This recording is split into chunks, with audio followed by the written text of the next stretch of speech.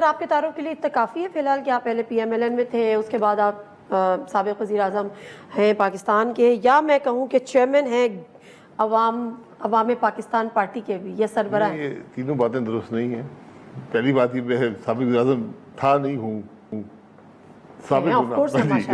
دوسرا نئی جماعت ابھی بنی نہیں ہے، جیسے ہی وہ بن جائے گی تو ایک آرگنائزنگ کمیٹی ہوگی، اس کے پاس 1 سال ہوگا عہدیداروں کو الیکٹ کرنے کے لیے، تو یہ سب فیصلے اس وقت ہوں گے. اور عوام پاکستان اس کا نام ہے؟ عوام پاکستان.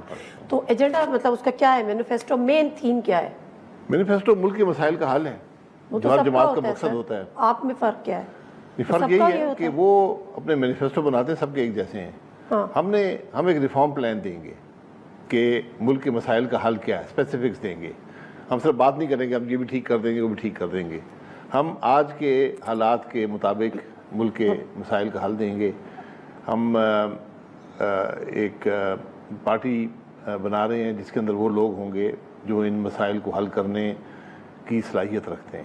آج جماعتوں کو سب سے بڑا مسئلہ یہ ہے کہ صلاحیت نہیں ہے ان کے پاس.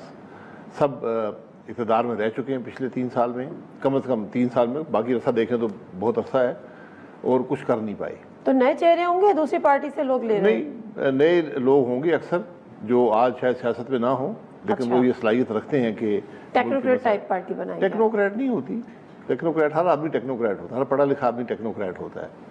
بہت سے ایسے لوگ ہیں جو پڑھے لکھے نہیں ہوتے ٹیکنوکریٹ ہوتے ہیں.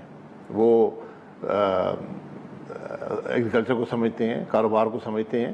تو ایسے لوگ جو اس وقت آپ نے اگر کچھ کرنا ہے سیاست میں آ کر، تو آپ کے پاس 3 چیزیں ہونا لازمی ہیں.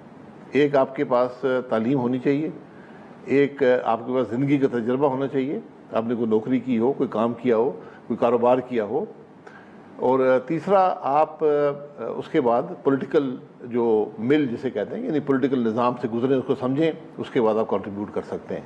تو ہماری کوشش ہے کہ ایک balanced group of people who.